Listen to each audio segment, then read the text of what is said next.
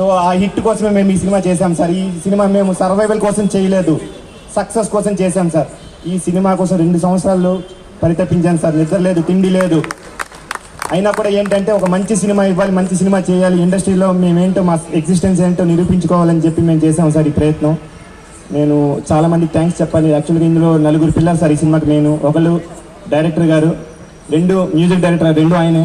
So మంచి visuals ఇచ్చారు cameraman గారు. చిన్న సినిమాని ఒక పెద్ద సినిమా రేంజ్లో తీసుకుని వెళ్ళారు సార్. ఆయన ఇక్కడ లేరు, ధారన్ చుక్రీ గారు. సో ఆయన పనితనం ఈ సినిమా మొత్తం కనిపిస్తుంది మీకు. ఆయన ఒక పెద్ద కెమెరామ్యాన్ అవుతారు.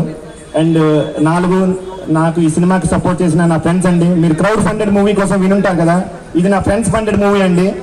నా కోసం నా ప్రతి మిత్రుడు సహాయం చేశారు.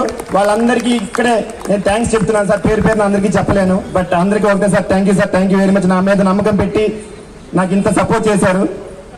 ఇంకా యాక్చువల్గా